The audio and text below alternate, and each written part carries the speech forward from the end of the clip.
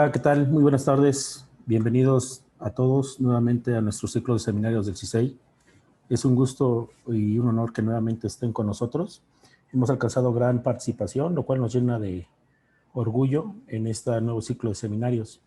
En la tarde de hoy tendremos la presencia del doctor Vicente Madrid, una gran persona, un gran investigador, quien nos presentará un proyecto que está trabajando actualmente, que lleva como título Determinantes inmunológicos y genéticos de infección por SARS-CoV-2 y progresión a cuadro grave de COVID-19. Ustedes ya conocen, o la gran mayoría, al doctor Madrid, sin embargo, me voy a permitir darles una breve reseña de su cápsula bibliográfica. El doctor Vicente Madrid Marina es médico cirujano egresado de la Facultad de Medicina de la UNAM. Ha realizado postdoctorales en la Universidad de Michigan y otro en la Universidad de Toronto, ambos en el área de inmunología molecular. Es miembro del Sistema Nacional de Investigadores desde 1989 y nivel 3 desde el 2010. Es investigador en Ciencias Médica F, coordinador de la Coordinación de los Institutos Nacionales de Salud. Asimismo, director de área de infecciones crónicas y cáncer del Centro de Investigaciones sobre Enfermedades Infecciosas del Instituto Nacional de Salud Pública. Ha sido presidente del Colegio de Profesores de Enfermedades Infecciosas y es miembro de un grupo de expertos de la Organización Mundial de la Salud para la definición de una política de vacunación contra papilomavirus en México. Cuenta con más de 140 publicaciones, 104 de ellas registradas en el PubMed. Es primer autor o autor corresponden en más de 50 de ellas y a la fecha posee más de 3.600 citas. Como ustedes ven, el doctor Madrid tiene una larga trayectoria y así, en 30 años de labor como investigador en el Instituto Nacional de Salud Pública, ha formado a 34 estudiantes de posgrado y muchos de los cuales se encuentran actualmente haciendo investigación. No me queda más que agradecer la presencia del doctor Madrid, la presencia de todos ustedes y cedo la palabra a un gran investigador y una gran persona. Adelante, doctor. Gracias, doctor Sibe. Muchas gracias, doctor Federico. Gracias por la invitación. Es para mí un honor estar aquí presentando el trabajo que hacemos día a día en el laboratorio del CISEI. El día de hoy vamos a platicar acerca de las características inmunogenéticas de los pacientes con COVID-19. Nuestro trabajo en el laboratorio del CISEI es extraer desde las muestras de DNA y de RNA de los pacientes, del genoma de los pacientes, de estos pacientes con COVID, las características genéticas que tienen para poder conocer mejor la enfermedad y ofrecer métodos diagnósticos y métodos de tratamiento. Quiero empezar mi plática el día de hoy con una frase de Gabriel García Márquez que dice así: era inevitable, el olor de las almendras amargas le recordaban siempre el destino de los amores contrariados. Esta frase, Gabriel García Márquez inicia su libro El amor en los tiempos del cólera y define perfectamente lo que va a ocurrir en el libro. Escogí esta frase porque tiene dos palabras que nos distinguen. Uno, el destino de los pacientes que tienen ciertas características genéticas. Y segundo, era inevitable, es inevitable que nosotros que tenemos esa función de hacer investigación en el Instituto Nacional de Salud Pública no hiciéramos este trabajo. Para lo cual he diseñado la estructura de la charla en 7 puntos. Respuesta inmune contra virus, regulación genética de la respuesta inmune, ¿qué es el COVID y su inmunopatología? Aspectos genéticos de estos pacientes, alteraciones inmunogenéticas de los pacientes con COVID, que nos van a llevar a la pregunta que hicimos para hacer el proyecto de investigación y resultados preliminares que íbamos hasta la fecha. Finalmente, las conclusiones. Entonces, para iniciar, quiero ponerles esta figura que está en el libro de texto Abbas, donde nos ilustra la respuesta inmune innata y adaptativa. Nuestros organismos tienen dos tipos de respuesta inmune. Una respuesta innata que responde a todo agente no patógeno, no patógeno, ¿sí? Y está caracterizado por varios tipos de células como los fagocitos, las células dendríticas, los linfocitos NK y, por otro lado, el complemento. Y también tenemos la respuesta inmune adaptativa, que es dada por los linfocitos B y los linfocitos T. La diferencia entre estas dos respuestas es que la respuesta inmune innata no tiene memoria, mientras que la respuesta inmune adaptativa sí lo tiene. Y quiero que nos sirva esta diapositiva porque la respuesta inmune innata se da en horas, como ustedes pueden ver ahí en el... Y la respuesta inmune adaptativa se da en días o semanas, hasta 3 semanas tiene que pasar en algunos casos para que tengamos anticuerpos contra alguna enfermedad o contra un inmunógeno inyectado a través de una vacuna. Entonces, estos datos quiero que queden claros. Para la respuesta inmune contra virus, la respuesta inmune innata, tenemos los interferones tipo 1, que una vez que un virus entra a nuestro organismo, el virus puede ser captado por una célula dendrítica y responde produciendo los interferones tipo 1 para producir un estado antiviral y evitar la infección. En segundo, tenemos el papel de las células NK, que también se requiere de que la célula infectada no tenga la presencia de moléculas presentadoras de antígenos como las MHC, y entonces, al no haber moléculas presentadoras de antígeno, recluta a las NK. La siguiente es la respuesta inmune adaptativa de tipo humoral.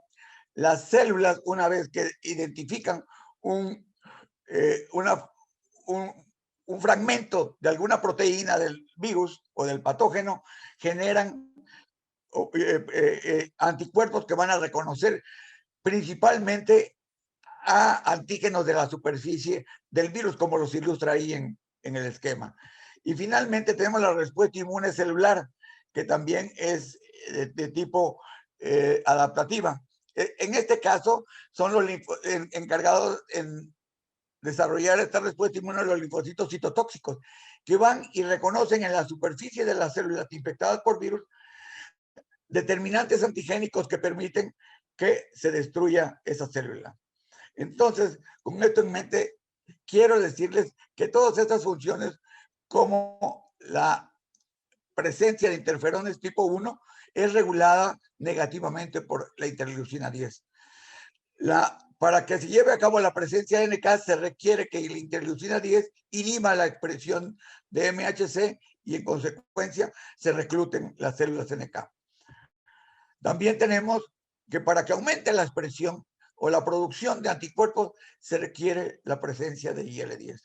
Finalmente, la respuesta inmune celular es regulada negativamente por IL-10. Como pueden ver, un elemento común en todo esto es la presencia de la interleucina 10.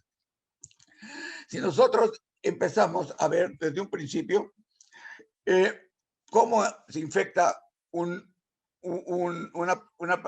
persona, tenemos nosotros que durante mucho tiempo hemos trabajado con la respuesta inmune contra el virus del papiloma humano. Y los virus infectan preferencialmente el epitelio cervical. Y lo que ocurre es que el virus es captado por unas células de Langerhans que se ven ahí en el esquema a la izquierda y se activan y adaptan una forma de dendritas como las células neuronales. Y entonces, una vez activadas, estas células van al ganglio linfático más cercano y presentan el antígeno a los linfocitos T. Una vez que estos linfocitos T son activados, producen citocinas como IL-10, una citocina tipo TH1, que activa a la célula dendrítica y permite que entonces presente el antígeno a los linfocitos T citotóxicos. Y también produce otra citocina, la IL-12, que va a favorecer la activación del linfocito citotóxico. Una vez activado el linfocito CD8 citotóxico, sale del ganglio linfático y va al sitio de la infección a destruir las células infectadas por virus, junto con la acción de otras citocinas tipo TH1, que es el interferón gamma. Entonces tenemos el resumen que las citocinas tipo TH1 activan la función de destrucción de las células infectadas por virus, mientras que las citocinas TH2 y TH3 inhiben esta función, principalmente la interleucina 10, que ya les había mencionado, que regula varias funciones inmunológicas. Desde el punto de vista clínico, ¿cómo vemos la presencia de IL-10? Para que un virus, como el virus del VPH, produzca una lesión como la que estamos viendo, se requiere que la respuesta inmune esté ligeramente disminuida. Cuando está totalmente suprimida como en los pacientes con VIH, la diferencia es totalmente distinta. Y si nosotros medimos la interleucina 10 en el suero de estos pacientes, vemos que menos del 50% de los pacientes que están infectados con VIH, con VPH, pero no tienen VIH, muestran una lesión como la que ustedes ven en el lado derecho. Mientras que aquellos que tienen VIH y están profundamente suprimidos muestran lesiones como las que ven en el lado izquierdo. Entonces, la pregunta es, ¿cómo se regula genéticamente las citocinas? En nuestro laboratorio hemos trabajado cómo se regulan la expresión de estas citocinas, particularmente la IL-10, como ustedes ven en estos dos trabajos publicados por nuestro grupo, encontramos que una diferencia pequeña en el promotor de la interleucina 10 hace que baje o suba los niveles de expresión y permitan, primero, que aumente los niveles de IL-10 en suero y segundo, que aumente el riesgo de desarrollar una lesión precancerígena por el virus del papiloma humano. De tal manera que las citocinas juegan un papel muy importante en el establecimiento de una infección como el caso del virus del papiloma. ¿Cómo explicamos esto? ¿Qué ocurre? ¿Qué está ocurriendo en el genoma?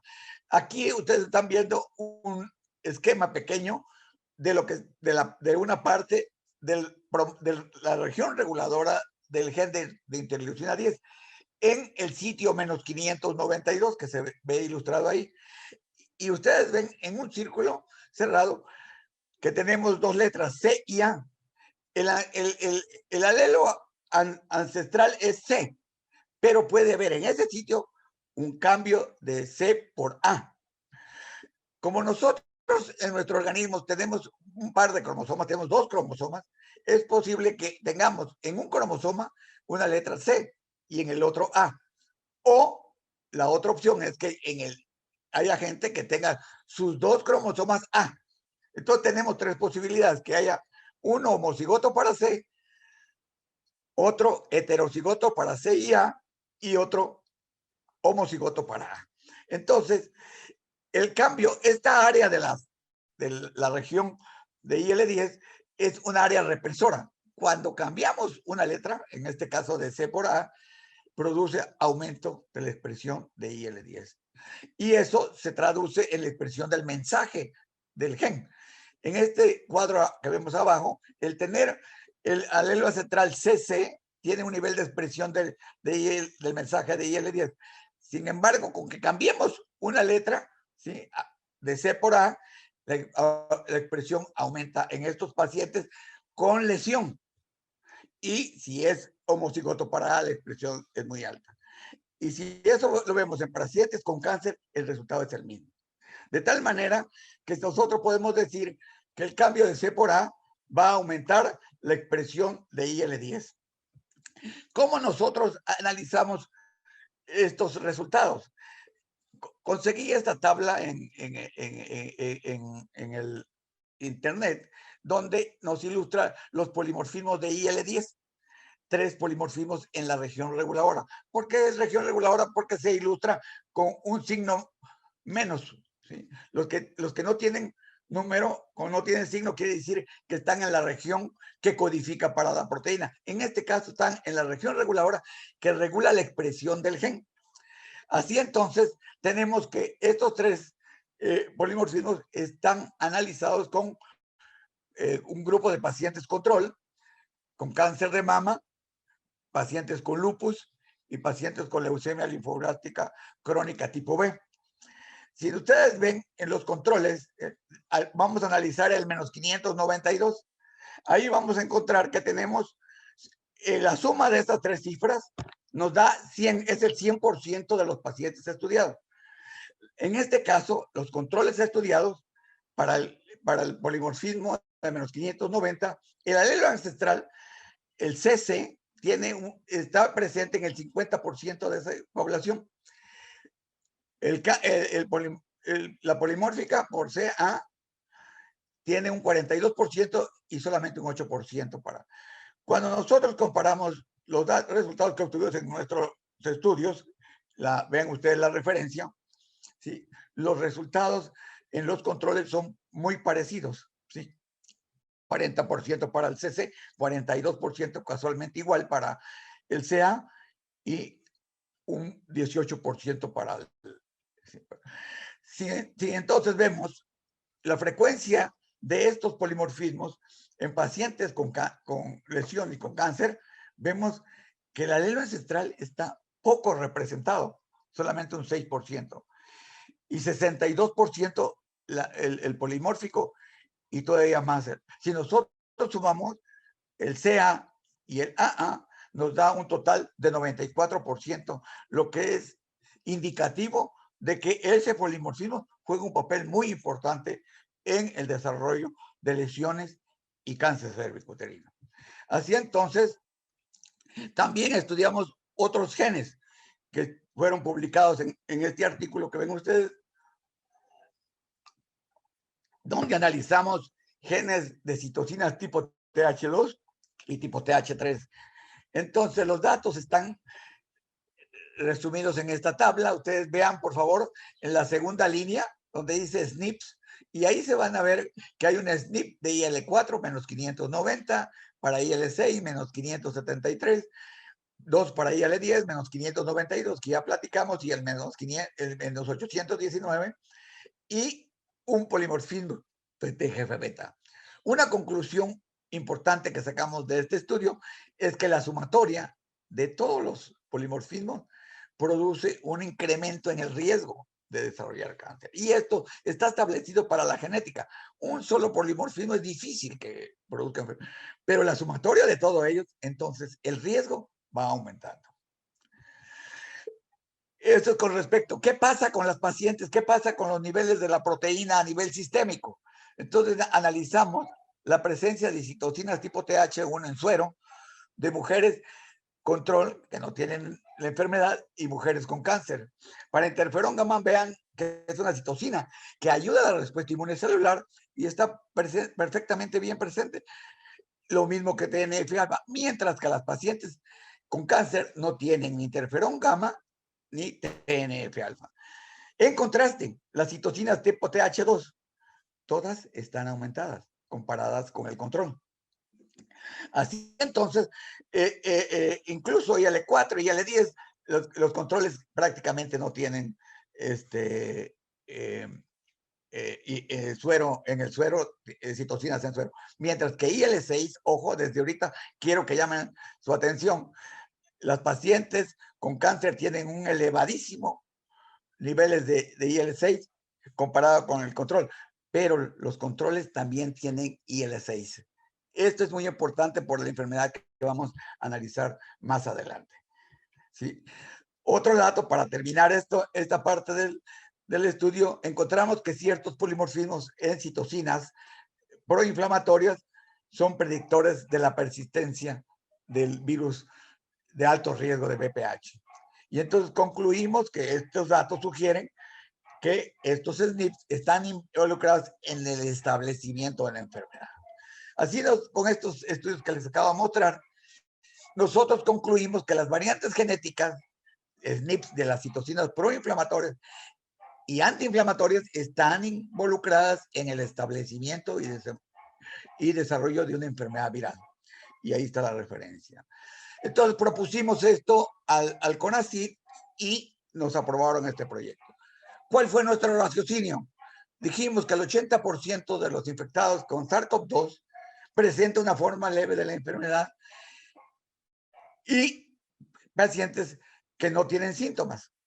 Sin embargo, un 20% de los pacientes sí tienen una forma grave de la enfermedad y muchos de ellos mueren por tormenta de citocina.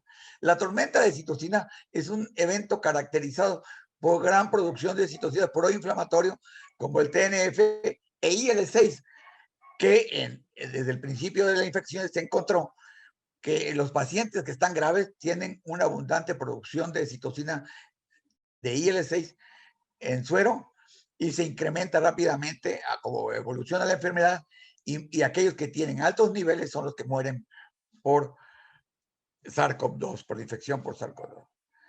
La producción de citocinas es un proceso genético altamente regulado. Depende de variaciones pequeñas en la región promotora de estos genes, que nosotros le llamamos polimorfismo de un solo nucleótido, o SNPs. Diversos SNPs de estas citocinas están involucradas en el establecimiento y el desarrollo de la enfermedad viral, como lo demostramos en trabajos en el 2012, en el 2016 y 2020. Por lo tanto, consideramos pertinente de ver cuál es el papel de estas variantes genéticas y en el establecimiento y en el progreso de la enfermedad grave de COVID-19. Y nuestro objetivo general es evaluar la asociación de estos SNP en el promotor de estas citocinas, los niveles de RNA mensajero en nasofaringeo, en pacientes con infección SARS-CoV-2 y con enfermedad leve y con enfermedad grave. Entonces, ¿qué es el COVID-19 y cuál es su inmunopatología? Como todos sabemos ya somos expertos en COVID-19, esta enfermedad es producida por un coronavirus. Esto quiere decir, el SARS-CoV-2, el nombre, significa síndrome de agudo respiratorio severo producido por un coronavirus tipo 2. Y ese es el responsable del COVID-19.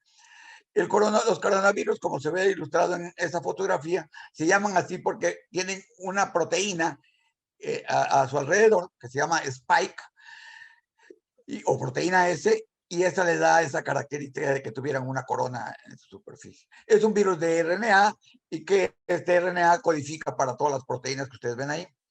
La proteína spike que les he hablado es muy importante porque la respuesta inmune está dirigida a esa proteína. Entonces, cambios que tengan el virus durante distintos tiempos de contagios van a permitir que cambie y de tal manera que en el futuro sea muy difícil el control de esta infección. En esta diapositiva vemos la foto de la proteína S sin no está sin glucosilar y del lado derecho glicosilada. Como les decía yo, cuando nosotros tenemos un 100% de pacientes infectados con SARS-CoV-2, tenemos 4 grupos, pacientes que no tienen síntomas o con síntomas moderados. Eso hace un 80, 50, 85%. Y con síntomas severos o críticos hace un 15, un 20%. Desafortunadamente, los pacientes que desarrollan síntomas críticos, el 50% de ellos mueren. ¿Cómo se hace la infección? Todos sabemos que el virus penetra la célula a través de un receptor que se llama ACE2, que quiere decir Angiotensin Converting Enzyme tipo 2. Y ese receptor está en todas las células porque es una enzima que hidroliza al angiotensinógeno y lo convierte en angiotensina. Y entonces penetra la célula por un mecanismo de endocitosis y produce una infección que puede llevar a la muerte a las células y producir unos ciertos tipos de moléculas que nosotros llamamos DAMPs, que son reconocidos por los receptores tipo like, el 7 y el 9, y eso hace que se produzca una cantidad de citocinas desordenada en estos pacientes y lleve a una tormenta de citocinas. La infección es una infección sistémica porque no solamente por el pulmón, ataca al sistema cardiovascular, al hígado, al cerebro, entonces los pacientes llegan muy graves al hospital. Esta es una figura que publicó Show en abril del año pasado y quiero mostrar únicamente 2 determinantes. Uno, inmunológico, los niveles séricos de IL-6. En el lado izquierdo tenemos 3 figuras, la del medio es IL-6 y en color azul está los pacientes que sobrevivieron y en rojo los que murieron. Vean cómo los pacientes cuando ingresan al hospital ya tienen niveles altos de IL-6 y se incrementa esta medida que se vuelven más graves. Y por otro lado, del lado derecho, en la gráfica que está en la parte superior, vemos el número de linfocitos. ¿Sí? Los pacientes que sobreviven tienen un nivel de linfocitos adecuado, mientras los que mueren en línea roja van disminuyendo. Es decir, estos dos datos claramente nos ilustran que ciertas condiciones patológicas son predictores del destino de estos pacientes que finalmente van a morir. El virus produce alteraciones en todo el sistema inmune. En la respuesta inmune innata encontramos que aumenta la producción de citocinas proinflamatorias. Hay un reclutamiento de macrófagos que son altamente productores de estas citocinas. Adicionalmente, hay una falla en la producción de los interferones tipo 1, que es clave para el establecimiento de la enfermedad. En lo que respecta a la respuesta inmune celular, les decía, hay linfopenia, caracterizada por disminución de los CD4 y CD8, y los que están ahí están exhaustos. Existe también una disminución de los linfocitos TH17 y principalmente hay una disminución de los T-Rex, que son los que regulan la producción desordenada de las citocinas proinflamatorias. Al no haber estos, entonces se desencadena la cantidad desordenada de citocinas proinflamatorias. Finalmente, la respuesta inmunológica también está desregulada. Citocinas que favorecen la producción de anticuerpos, como ya les había hecho la IL-10, están compitiendo con la producción de citocinas tipo TH1. Por lo tanto, no hay una buena producción de anticuerpos. Y esto se refleja en pacientes recuperados por COVID, tienen bajos niveles de anticuerpos o disminuyen pocas semanas después de que pasa la infección. Nosotros hicimos un resumen de todos estos datos y encontramos que, y lo plasmamos en esta figura que la hizo Víctor Hugo Bermúdez Morales, perdón, y enviamos este paper a ver si nos lo publican. Y entonces claramente se ve cómo se representa unos pulmones y un alveolo que no tiene infección. ¿Sí? Y aquellos casos en que la infección es moderada y puede ser controlada por la respuesta inmune. Es decir, como ustedes ven en el esquema, en medio, abajo, los interferones tipo 1 están produciéndose. Estos estimulan la producción de interferón gamma, activan los linfocitos TCD4 y CD8. Los CD4 estimulan a los linfocitos B a producir citocina y esto se produce un control de la enfermedad. Quizá existan ciertos síntomas como fiebre, tos, fatiga y dolor muscular. Si vemos en la parte de abajo, sí existe en la línea punteada de los interferones tipo 1, hay producción de interferones en esta fase. En contraste, cuando existe una hiperproducción de virus y ataca a todos los pulmones, hay un reclutamiento de macrófagos, de linfocitos, de neutrófilos que llegan hacia el alveolo y empiezan a producir todas esas células citocinas tipo TH1. Y no solamente esos productos, sino el epitelio endotelial y el epitelio alveolar también produce citocinas, de tal manera que es una producción de citocinas desordenada a la cual los médicos le han llamado tormenta de citocinas. Y los interferones tipo 1 están disminuidos y los linfocitos también están disminuidos en una linfopenia severa. ¿Qué está ocurriendo en estos pacientes? Los estudios que han realizado en el año pasado y se han hecho así en forma rápida, uno de los estudios fue publicado en The England Journal of Medicine y este es un resumen. Y lo que encontraron es que los aspectos genéticos de los pacientes, o sea, encontraron una alteración en el cromosoma 9, en el locus 34.2, en donde involucra los genes que codifican para el grupo ABO de los grupos sanguíneos. Otro Otro gen que está alterado es otro locus alterado está en el cromosoma 3, como pueden ver en la conclusión. El locus 3p2130 está alterado.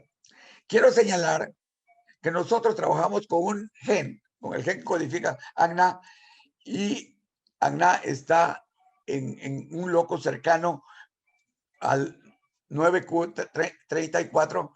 AGNA está localizado en el cromosoma 9q32. Y AGNA, la ausencia de AGNA, produce en animales, ratoncitos, una inflamación severa en los pulmones. Creemos que también AGNA está involucrado en esto, pero eso será sujeto de estudio, por otro lado.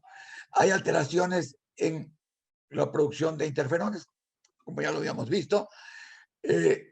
Recientemente se publicó que una deleción en el gen KLRC2 impide la expresión o la presencia del receptor NKG2, que son los que permiten la actividad de las células NK. Entonces, en resumen, tenemos que en el epitelio respiratorio el virus va a infectar, va a ser captado por las células dendríticas, va a ir al ganglio linfático más cercano, activa los CD4, CD8 y produce la respuesta inmune para eliminar las células infectadas por virus. Pero también, acuérdense, esto es regulado por citocinas tipo TH2 y TH3. En resumen, el 80% de los infectados tiene una buena respuesta inmune que eliminan al virus. Entonces, ¿qué es lo que está pasando? Para sustentar esto, voy a dar algunos datos epidemiológicos que se han reportado. En el mundo se han encontrado más de 118 millones de contagios. En México tenemos reportados más de 2 millones de contagios. La letalidad en el mundo de la enfermedad es del 2.2%.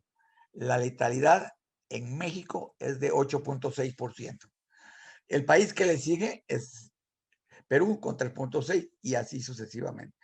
Hay países que tienen una letalidad menor al 2%. ¿Qué es lo que está ocurriendo en nuestro país? Por otro lado, también se ha hecho el estudio de las defunciones por edad. Y en el mundo, los pacientes que tienen edades de más de 65 años, de 75 y 85 años, la tasa de letalidad es muy alta, sobre todo en los que tienen más de 85 años. Si nosotros vemos lo que ocurre en China, es exactamente lo que le acabo de describir. ¿Sí? Aquellos pacientes de más de 80 años son los que tienen una más alta letalidad comparado con edades tempranas. Y eso ocurre en Francia, en Italia, en Alemania, en todos los países, excepto en México. Vean ustedes en los datos del Instituto Nacional de Salud Pública, cuando se analizan por edades, encontramos que pacientes de 45 a 70 años tienen los de más alta letalidad, en contraste con lo que ocurre en el resto del planeta. Nosotros nos acercamos a ver qué pasaba aquí en el estado de Morelos, porque son los pacientes que vamos a estudiar. Y cuando analizamos las comorbilidades que afectan a estos pacientes, porque todo el mundo piensa, son las comorbilidades. Es decir, la población mexicana está gorda. Pues si ustedes ven ahí en los datos, al menos de aquí del estado de Morelos, pacientes sin comorbilidad es apenas el 20%, ¿sí? Pero también menos son obesos, o sea, no todos están gorditos, perdón. ¿Sí? Pacientes con diabetes tipo 2, el 30%, no mucha diferencia con el 20% que está ahí, ¿sí? Y sí, los pacientes con hipertensión arterial, el 44%. Entonces, haciendo análisis de qué pasa en México, me encontré con este estudio hecho también en el Instituto Nacional de Salud Pública por Monterrubio y colaboradores y publicado en el International Journal of Epidemiology este año. Y ellos analizaron pacientes sin comorbilidades y pacientes con una comorbilidad, con 2 comorbilidades y 3 comorbilidades o más. Y encontraron, para que encontrar una diferencia estadísticamente significativa, se requiere más de 3 comorbilidades. Entonces, no ser gordito es síntoma de que se va a morir. Se requieren hasta 3 comorbilidades, independientemente del método que hagan. Lo hicieron por 2 métodos y los 2 métodos dieron el mismo resultado. Este es el estudio que fue publicado, les decía, en el International Journal of Epidemiology en enero de este año. Y ahí en el cuadro rojo se ilustra el resumen que ellos dicen. El número de comorbilidades incrementa el riesgo de morir en adultos jóvenes, ¿sí?, cuando ellos presentan 3 o más comorbilidades. Entonces, quiere decir que la letalidad en México no está dada por las comorbilidades. En parte sí, pero en parte no. Y quizá, pensamos nosotros, sí existan factores genéticos que contribuyan para ello. ¿Por qué pensamos esto? Porque en este otro estudio hecho por el doctor Jaime Berumen, sí, y todavía no publicado, encontró, vean abajo, encontró varios características, pero notoriamente ser indígena, tener, de ser de un grupo étnico, confiere alto riesgo de ser infectado por virus y consecuentemente quizá un alto riesgo de morir. De tal manera que estos datos sugieren que la población mexicana quizá tenga genes propios que nos nos haga sensibles a infectarnos o a tener una forma severa de la enfermedad. Entonces, con base a estos resultados, nosotros nos hicimos la pregunta de investigación, que sí existen diferencias genotípicas en la región promotora de las citocinas pro y antiinflamatorias entre los individuos infectados por el virus SARS-CoV-2 y que presentan síntomas leves y los que presentan cuadros graves del COVID-19 en la población mexicana. Para esto, ya ustedes ya habían visto cuál es el objetivo general de evaluar la asociación de polimorfismos de los genes proinflamatorios y antiinflamatorios y los niveles de estos genes en la nasofaringe en sujetos infectados con SARS-CoV-2 y los que progresan a cuadro grave. Nos propusimos 7 objetivos específicos: describir las características clínicas sociodemográficas en casos positivos de la infección, los que avanzaron a enfermedad, determinar la prevalencia de qué cepas están infectando a estos pacientes. También nos propusimos evaluar los niveles de expresión del RNA mensajero de las citocinas ahí ilustradas en sujetos leves y en casos que progresan grave, evaluar las frecuencias alélicas y genotipos de los polimorfismos de las citocinas. Vamos a establecer una asociación de estos polimorfismos y la expresión de los genes, y finalmente evaluar la interacción de las frecuencias genotípicas de los polimorfismos y asociarlos con los niveles de expresión génica en la nasofaringe como marcadores inmunológicos y su asociación con positividad al virus y su progresión a cuadro grave de la enfermedad.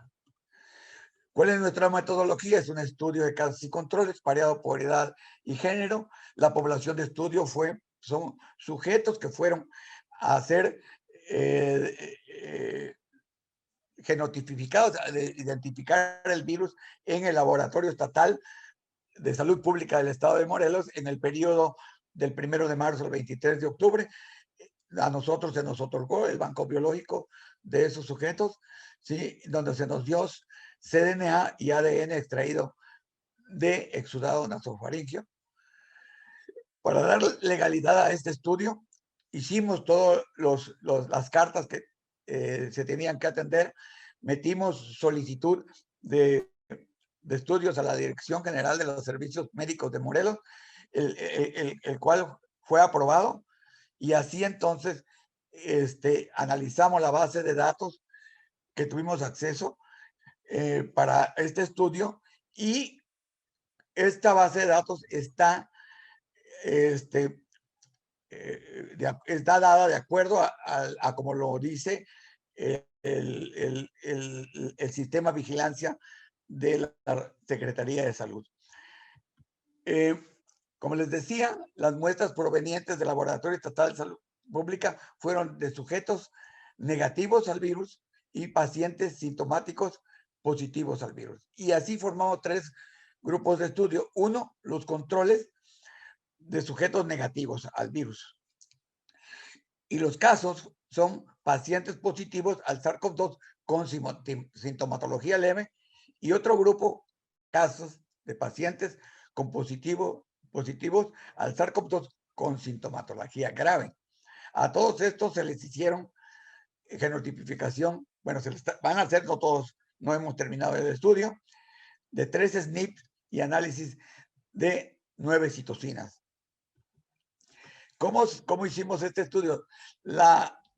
El tamaño de muestra calculado fue de 640 para negativos y 640 positivos. De estos se extrajo el ARN y el RNA y el ADN. El ADN lo usamos para genotipicar los SNP y el RNA para analizar la expresión del RNA mensajero de las citocinas.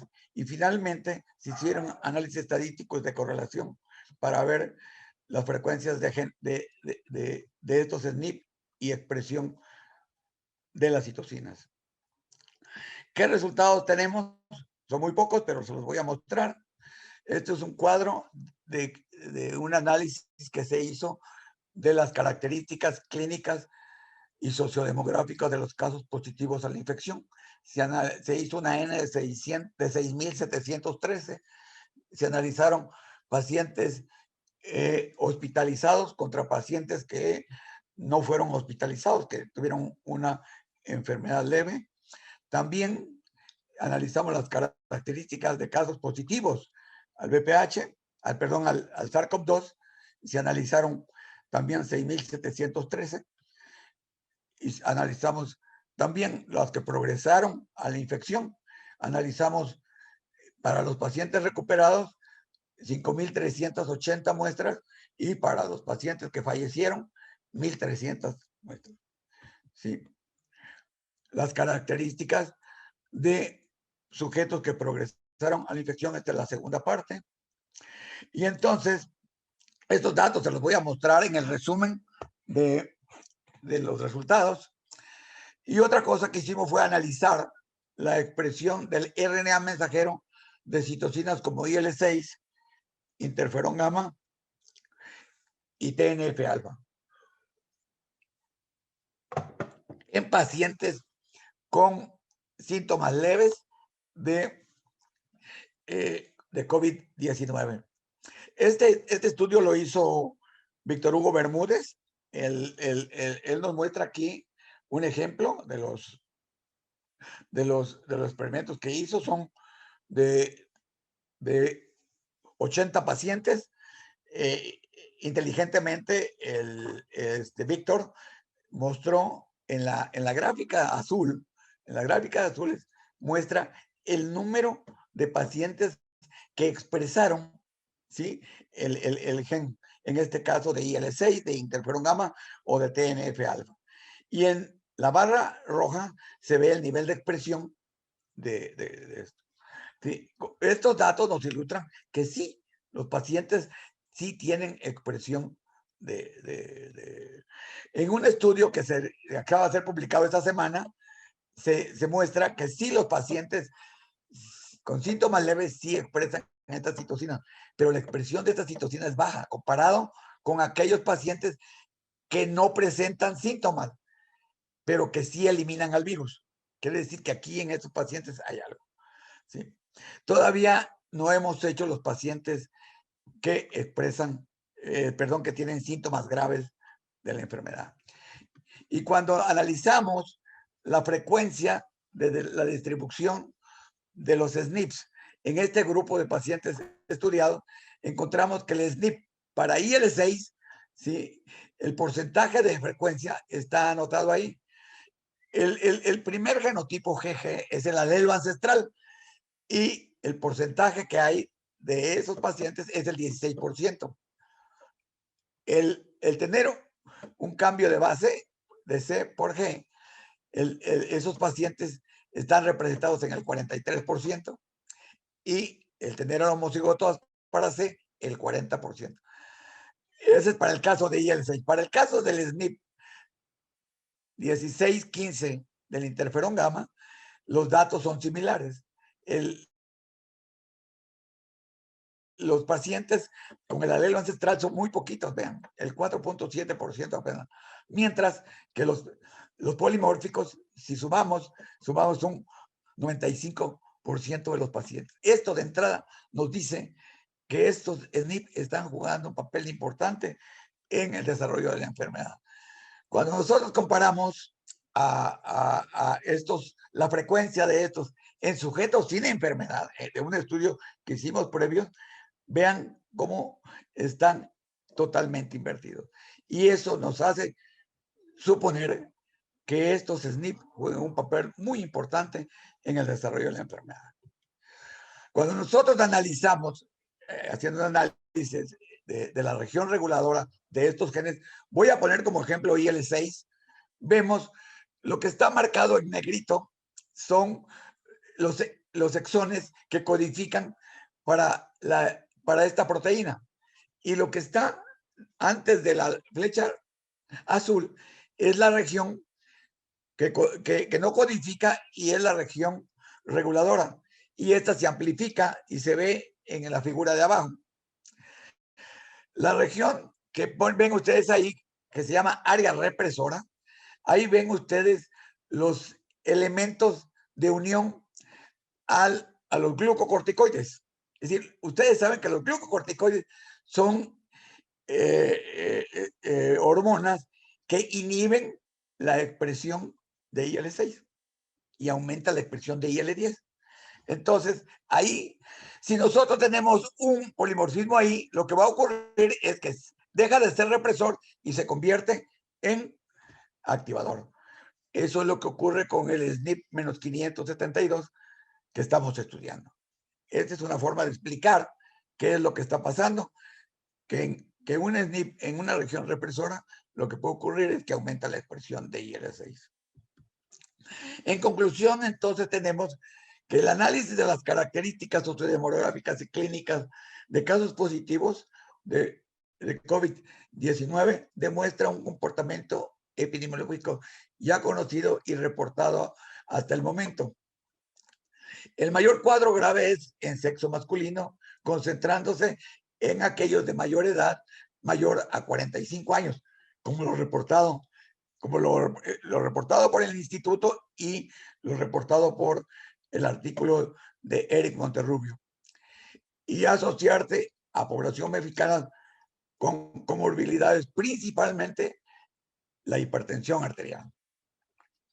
La frecuencia alélica de los SNPs que le mostramos para interferón gamma y para IL-6 muestra una diferencia en los pacientes comparado con la población sin enfermedad. Es lo que podemos concluir. El análisis de la expresión de citocinas de IL-6, TNF-alfa, interferón gamma, muestra que la expresión en casos leves es muy baja, por lo que suponemos que los niveles de esta citación será mayor en casos moderados y graves que se están evaluando en este momento. Por lo pronto se están completando el análisis de genotipo, genotipificación y expresión génica de la citocina. Quiero terminar con esta reflexión.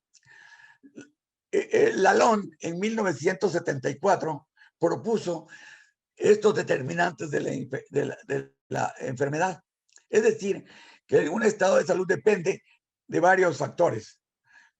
Esta enfermedad que estamos estudiando es una enfermedad multifactorial. ¿Sí? Lalonde propone que la biología humana, el medio ambiente, el estilo de vida y los sistemas de salud contribuyen para que se desarrolle la enfermedad. ¿En qué proporción? La biología humana un 27%, el medio ambiente un 19%, los sistemas de salud en un 11%, pero principalmente el estilo de vida. ¿Sí? Voy a poner un ejemplo para el estilo. Podemos tener los genes para desarrollar diabetes, pero si llevamos un estilo de vida saludable, esos genes esos pacientes nunca van a desarrollar.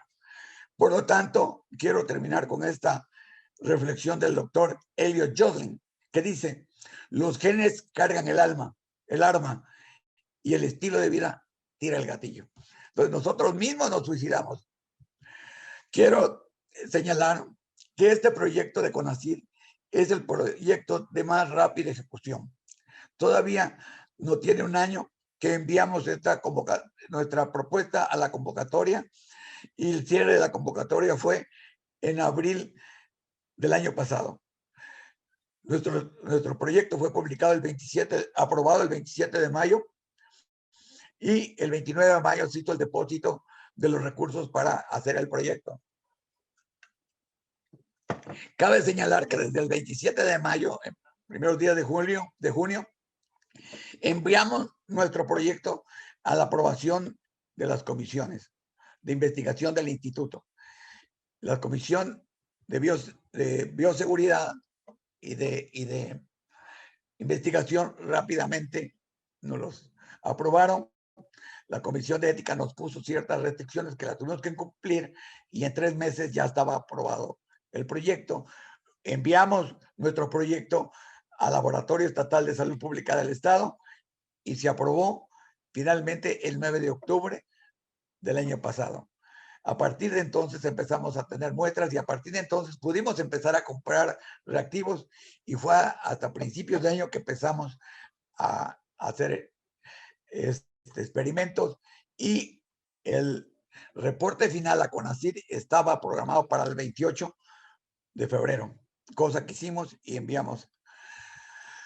Quiero agradecer que este trabajo se hizo en conjunto con la Secretaría de Salud de Morelos. Sin la ayuda de ellos, no hubiera sido posible hacer este estudio, porque ellos son los que nos dieron las muestras. En el CISEI, las personas que trabajaron, les tengo un agradecimiento enorme, porque sacamos este trabajo y los están sacando de veras con mucho ímpetu y mucha emoción. Agradezco a Margarita, que es la que coordina todas las muestras que se van a genotipificar. Y a Genotipi también mide los niveles de expresión. Víctor mide los niveles de expresión. Carla Olvia y María Cecilia, junto con Victoria Pando, se encargan de procesar las muestras para obtener DNA y hacer la genotipificación que ustedes vieron y que van a ver en el futuro.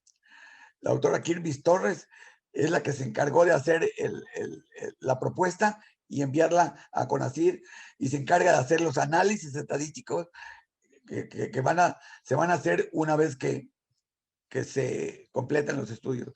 Quiero agradecer profundamente a Fabiola y a Cristal, 2 niñas que son becarias de SNI 3 y que han hecho muchísimo trabajo. Particularmente Fabiola se encargó de ir por las muestras al Laboratorio de Salud Pública. Y también quiero agradecer a Elizabeth Santana, que nos ha estado ayudando en el procesamiento. Quiero agradecer profundamente al doctor Marco Antonio Cantú, secretario de Salud, por todas las facilidades que nos dieron.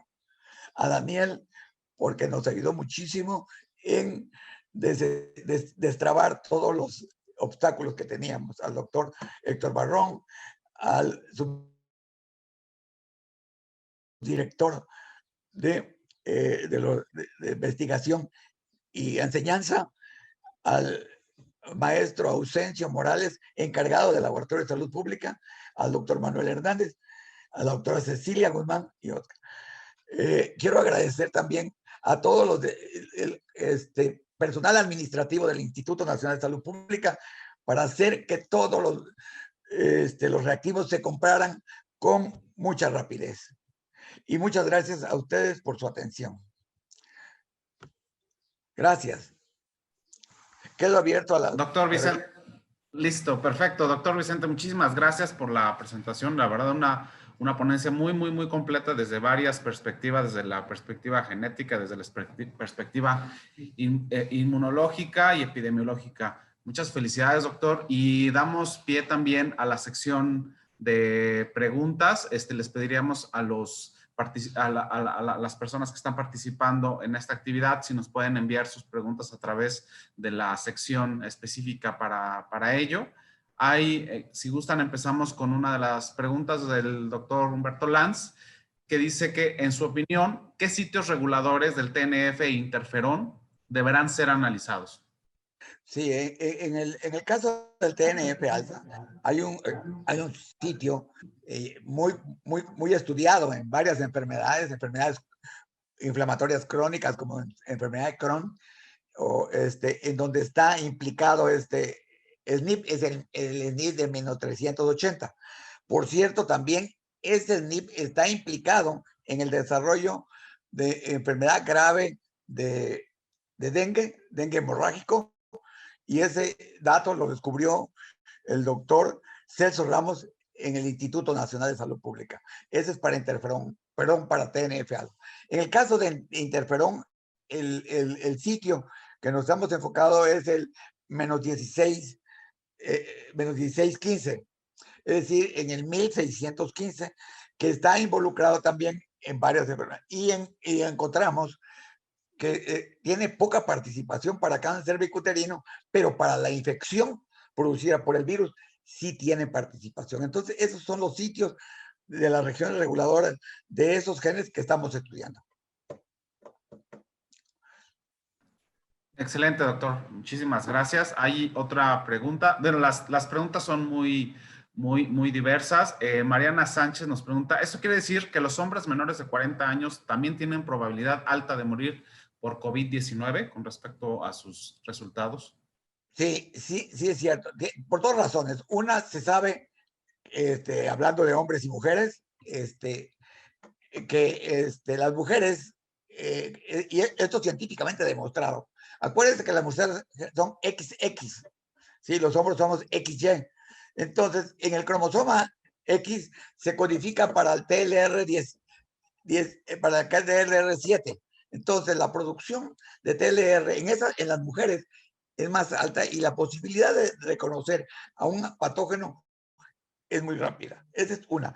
Y la otra es, pues sí, hay jóvenes que tienen comorbilidades. Por ejemplo, si nosotros analizamos la edad promedio en que mueren los pacientes con diabetes, es alrededor de los 50 años. Son adultos jóvenes, ¿sí? Entonces, sí tienen alta probabilidad de morir. Muchas gracias, doctor Madrid. Hay preguntas de todo tipo. Ingrid Yáñez nos pregunta, ¿cuál es el tiempo de inmunidad después de padecer COVID?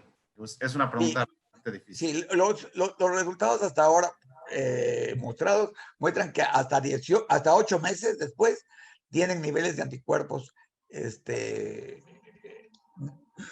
suficientes como para poder controlar la enfermedad. Quiero aquí sí, y qué bueno que hacen esta pregunta, que las infecciones en pulmones, la respuesta inmune no es igual que en otros órganos. Ustedes lo podemos ver en pacientes con infecciones, otro tipo de infecciones virales como influenza. Acuérdense que para influenza tenemos que vacunarnos cada año con diferente tipo de... ¿Por qué? Primero, porque cambia mucho el virus. Y segundo, porque baja nuestra respuesta inmune. Y tercero, que baja sobre todo en pacientes de avanzada edad. Entonces, quizá esto mismo vaya a ocurrir para coronavirus en el futuro, y tengamos que hacer vacunas para distintos epítopos de distintas variantes del virus. Perfecto, doctor. Jessica Arteaga nos pregunta, en pacientes con enfermedades inmunológicas, ¿qué riesgo presentan o qué riesgo tienen estas personas con padecimientos inmunológicos? Depende mucho del padecimiento inmunológico. Porque, por ejemplo, hay enfermedades inmunológicas autoinmunes que tienen un aumento en su función. Son hiperreactivos, le llamamos. Por ejemplo, los pacientes con lupus. Sus linfocitos T están, pero superactivos. Esos generalmente tienen bajas tasas de infección por virus, ¿sí? Pero aquellos que tienen disminuida su función, entonces sí. En mi opinión, yo creo que el virus ataca a aquellas personas que tienen débil su respuesta inmune, ¿sí? Entonces, no solamente sujetos con comorbilidades, como las que mencionamos, como enfermedades, sino también desnutridos. Acuérdense que la desnutrición es un componente muy fuerte para que disminuya la respuesta inmune. La desnutrición y la vejez. Adelante.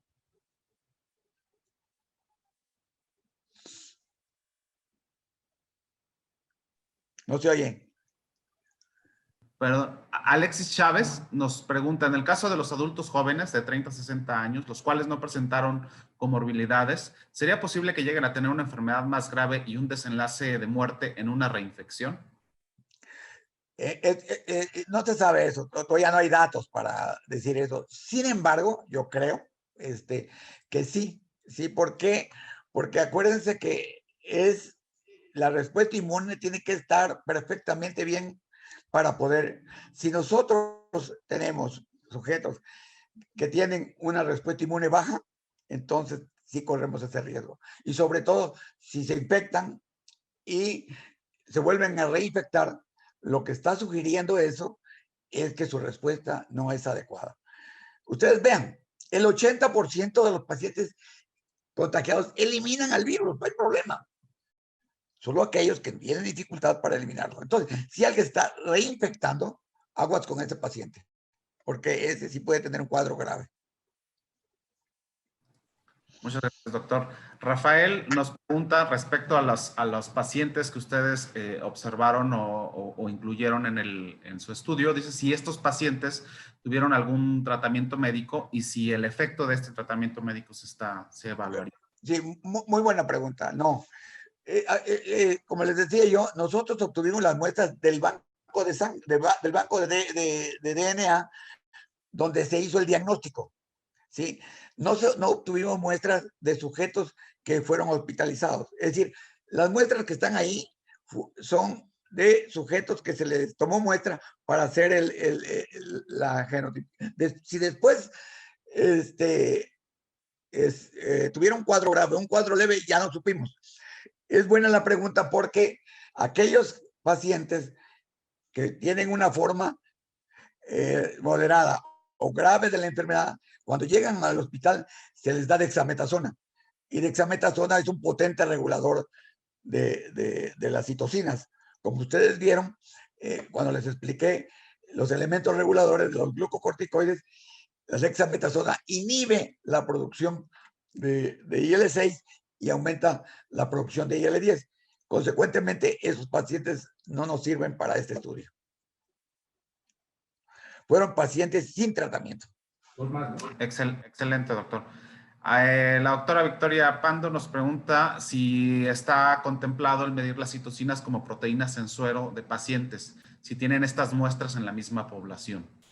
Sí, sí tenemos contemplado, tenemos ahí en el instituto otros investigadores que tienen muestras de pacientes, muestras de suero de estos pacientes. Entonces, lo que vamos a hacer nosotros es darle nuestros códigos de esos pacientes que tienen estas alteraciones para checar los niveles de las proteínas en estos sujetos y que correlacione el mensaje con la proteína. Muy buena pregunta. Vale, doctor. Nos están llegando varias preguntas, probablemente no vamos a alcanzar a ver todas, pero yo creo que un par de preguntas más que quisiéramos incluir.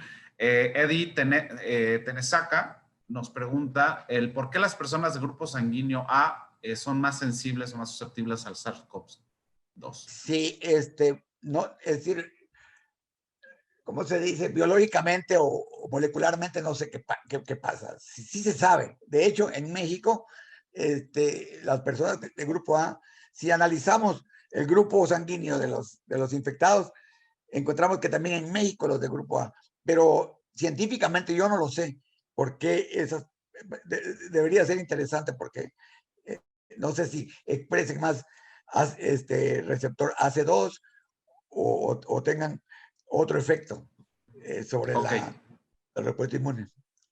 Perfecto, doctor. Uriel Domínguez nos pregunta que qué papel tiene la carga viral, en este caso del SARS-CoV-2, en un paciente sin comorbilidades para que llegue o desarrolle un estado grave de la enfermedad. Eso es muy importante. Es por eso las medidas de restricción, la sana distancia, el usar el cubrebocas, porque depende del inóculo, de la cantidad que uno aspire, la cantidad de virus que uno aspire. Sí, sí. Entonces, sí es importante, depende del inóculo. ¿Por qué? Porque si entra poco virus, pues poco virus se va a multiplicar. Si entra bastante virus, ese virus se replica rápidamente. Tiene una capacidad de replicación impresionante. Entonces, sí depende de la carga viral el desarrollo de la enfermedad. Claro que sí. Ok, doctor, creo que la última pregunta que estaríamos considerando, por cuestiones del tiempo, es, Uriel nos pregunta, está un poco relacionado ya a la vacunación, si una persona que está infectado por el virus y se vacuna, ¿corre algún riesgo de padecer a algunos efectos secundarios o incluso leves después de la vacunación? Efectos secundarios de la vacunación. Sí, la respuesta es sí. Por eso se recomienda que aquellos que están recientemente infectados no se vacunen. ¿Sí? Se tiene que esperar uno al menos un mes después de la infección. La infección puede ser utilizada como una primera dosis porque es una vacunación natural.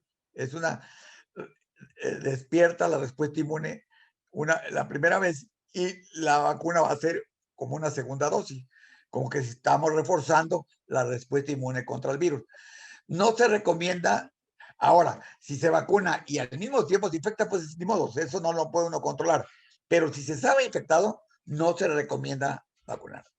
Una de las contraindicaciones de la vacuna es esa. Si está infectado con el virus del SARS-CoV-2. Excelente, doctor. Muchísimas gracias. Hay varias preguntas que se quedaron en el panel, pero por lo que platicábamos al principio de la presentación, podemos compartir su Claro. electrónico para que las personas que tengan el interés de que estas preguntas sean atendidas por usted personalmente les escriban el correo, ¿vale? Claro, con mucho gusto la recibo y les contesto. Manden su correo y a vuelta de correo les contesto. Gracias. Muchas gracias a ustedes perfecto, por doctor. la invitación. Perfecto. No, ahora sí, ahora habla el doctor Sime. Doctor Madrid, pues agradecemos mucho su ponencia. Ha sido un éxito nuevamente este foro. Alcanzamos nuevamente alrededor de 370 participantes. Se quedaron las preguntas en el tintero, pero como ya bien dijimos, se le vamos a pasar. Y pues nuevamente agradecer su ponencia, doctor, un tema excelente para estos momentos. Y en 15 días lo estaremos esperando para una nueva ponencia. Las constancias que se van a entregar, ahorita les da una información Federico. Y por lo pronto agradecerles a todos su participación y nos vemos pronto. Muchas gracias a ustedes por la invitación y estoy a sus órdenes para futuras pláticas. Gracias. Muchísimas gracias, doctor. Seguramente vamos a invitarlo. Muchísimas gracias. Y a todos los participantes también muchísimas gracias por estar conectados. Que queremos comentar con ustedes que se ha ya establecido una dinámica para las constancias. Sabemos que para muchos de ustedes es importante el poder tener el registro de sus participaciones. No sé si en audiovisual, por favor, me pueden apoyar proyectando la presentación para la obtención de la constancia. Sabemos que es un gran número de personas las que están ahora conectadas, entonces la dinámica que hemos establecido es hacerlo a partir de una manera automatizada. Este es un ejemplo de una constancia que yo generé hace un rato. Le voy a poner aquí en el chat. Ahorita vamos a habilitar el chat para poner una liga en donde ustedes nos van a hacer favor de ingresar a esa liga y van a ingresar ahí, por favor, sus datos, así como va a contestar una pequeña encuesta, una de percepción sobre los seminarios. Evidentemente, nuestra intención es ir mejorando la manera en la que nosotros los vamos conduciendo durante el ejercicio y también saber cuáles son las áreas de interés o las áreas que ustedes identifican que serían importantes que abordemos desde el seminario, ¿vale? Enseguida les voy a poner, creo que aquí está ya perfectamente. Ya está aquí el enlace, ustedes van a hacer clic ahí, inmediatamente los direcciona, ponen sus datos, contestan la encuesta que es para fines de mejorar nuestro seminario e inmediatamente les va a permitir descargar a ustedes la constancia dentro de su ordenador. Pues pues a nombre del doctor Vicente Madrid, a nombre del doctor Simmel, les agradezco mucho la presencia y estamos a la orden también en nuestros correos electrónicos. Ahorita aquí el doctor Simmel ya nos hizo favor de compartir con ustedes el correo electrónico del doctor Vicente Madrid para que ahí por favor hagan llegar sus preguntas y el doctor con mucho gusto los va a contestar. Y bueno, agradecemos la presencia de todos y esperamos verlos en 15 días. Muchísimas gracias a todos. Gracias. Saludos a todos. Gracias. Ay, gracias. Hasta luego.